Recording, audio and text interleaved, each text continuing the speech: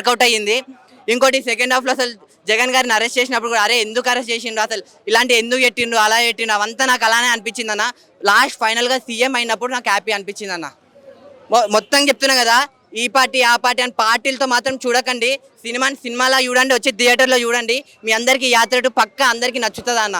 ఒక పులివెందులలో ఒక ఎమ్మెల్యేగా స్టార్ట్ అయ్యి మొత్తం పిఎంకే భయపెట్టించేలాగా అయ్యిందంటే మామూలుగా కాదన్న. చెప్తున్నా కదా, వేరే లెవెల్ అన్న. నిజంగా జగన్ అన్న గ్రేట్ అని అనాలనిపిస్తుంది ఈ సినిమా చూసిన తర్వాత. సో మీరందరూ కూడా ఫస్ట్ వెళ్ళి యాత్ర సినిమా చూడండి. ఇంకోటి ఈ ఎలక్షన్స్ వస్తున్నాయి కదా, పక్క ఈ సినిమా తర్వాత ఇంపాక్ట్ ఉంటుంది అన్న. పార్టీకి పక్క ఇంపాక్ట్ ఉంటుంది. అంటే ఈ సినిమా తర్వాత ఒకప్పుడు అంతా రూమర్స్ అనుకుంటూ వస్తున్నాం, ఇలా ఎందుకు అయింది, అసలు ఎందుకు అరెస్ట్ చేసిండు, ఏం చేసిండు, నిజమైన అబద్ధమా అంటే ఒక్కొక్కరు ఒక్కొక్క విధంగా చెప్తూ ఉంటారు కదా. సో అలా వింటూ వస్తున్నా. సినిమాలో చూసిన తర్వాత నాకు అలానే అనిపించింది. అంటే నిజంగా ఇది ఒక బయోగ్రఫీ, ఆటోబయోగ్రఫీ అలా అన్నారు కాబట్టి, వైఎస్ఆర్ గారిని నిజంగా సేమ్ అలానే చూపించారు కాబట్టి అదే అనిపిస్తుంది.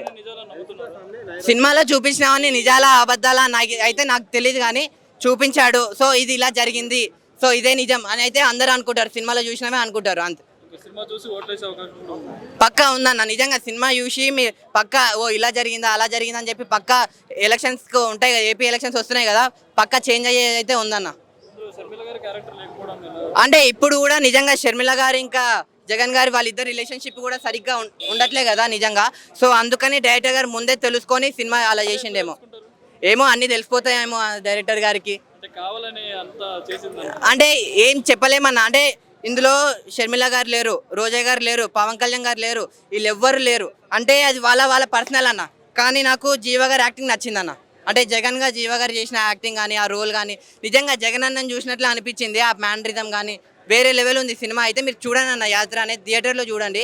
మరీ చెప్తున్నా, ఈ పార్టీ ఆ పార్టీ ఏ పార్టీ అన్ని పార్టీలు అయినా కానీ ఫస్ట్ వెళ్ళి యాత్ర సినిమా చూడండి, మీకే తెలుస్తుంది నిజమా అబద్ధం అనేది. తర్వాత మీరే జడ్జ్ చేసుకోండి మీకు మీరు. అంతే. ప్రస్తావన లేదండి.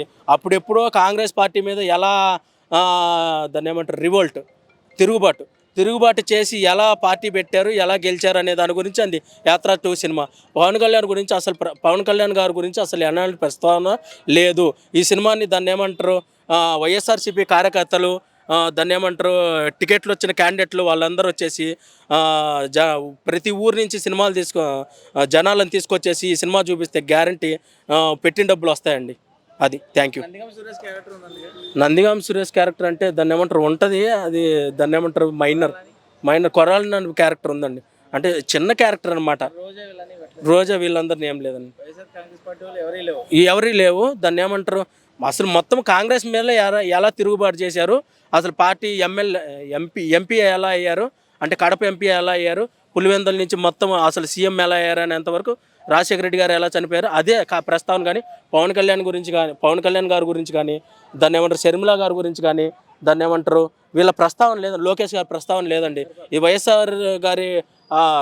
వైఎస్ఆర్ కాంగ్రెస్ పార్టీ కార్యకర్తలు, ఎమ్మెల్యేగా టికెట్లు వచ్చిన వాళ్ళు జనాలను తీసుకొని వస్తే ఢిల్లీ హైకమాండ్ గురించి కదా, వాళ్ళ మీద తిరుగుబాటే కదా సినిమా మొత్తము. దాన్ని ఏమంటారు, ఆమె ఎవరు ఇంగ్లీష్ ఆమె చేసింది, సోనియా గాంధీ క్యారెక్టర్, ఆమె పేరేందో మనకు తెలియదు, కొత్త యాక్టర్ మనకు తెలియదు అండి. ఇప్పుడు ఒకటే విషయం అండి, వైఎస్ఆర్ కాంగ్రెస్ పార్టీ కార్యకర్తలు ఎమ్మెల్యేగా టికెట్లు వచ్చిన వాళ్ళు ఉంటారు కదా, వాళ్ళు ప్రతి ఊరు నుంచి కార్యకర్తలను తీసుకొని వచ్చేసి బస్సుల్లోనో ట్రాక్టర్లోనో తీసుకొస్తే ఈ సినిమాకి పెట్టిన డబ్బులు వస్తాయండి. పెట్టారో అందరికీ తెలుసు.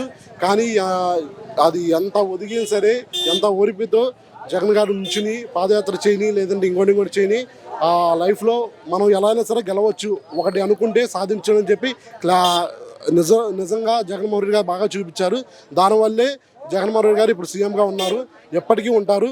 అది ప్రజలు తోడు ఉంటుంది.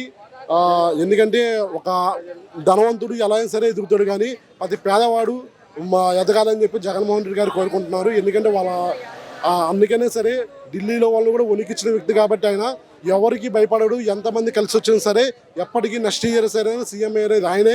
ఎందుకంటే ఆయనకి ఎవరు తోడున్నా లేకపోయినా ప్రజలందరూ తోడున్నారు కాబట్టి ఎప్పటికీ ఆయన సీఎం అవుతాడు, సీఎంగానే ఉంటారు. షర్మిల గారి క్యారెక్టర్ అంటే అది పర్సనల్ లైఫ్ అనేది వాళ్ళ ఫ్యామిలీ విషయం అది.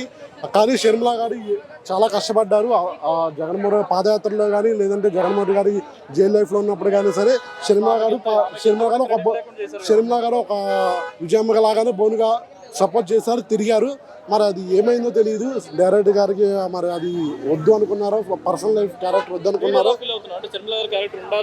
అది ఉండాల్సిందని చెప్పిన దాంట్లో. కానీ చాలా మంది వరకు డిసప్పాయింట్ అయ్యారు. ఎందుకంటే షర్మిల గారు చాలా కష్టపడ్డారు, ఆమె తిరిగారు, కానీ షర్మిల గారి క్యారెక్టర్ లేదు అని చెప్పి చాలా మంది అన్నారు. కానీ అది ఏమైందో తెలియదు. కానీ సినిమా అది సినిమా అన్నతో విడిపోయిందా లేదా సరే, ఆ రక్త సంబంధం విడిపోయినా సరే ఉంటుంది అన్న, ఎలా అయినా సరే ఎప్పటికైనా ఉంటుంది. కానీ అది డైరెక్టర్ గారు ఎందుకు పెట్టలేదో తెలియదు ఎవరికి. కానీ సినిమా అయితే చాలా బాగుంది, చాలా తీశారు. అది ఎప్పటికీ అదైతే జగన్ గారి క్యారెక్టర్ కానీ చాలా బాగుంది.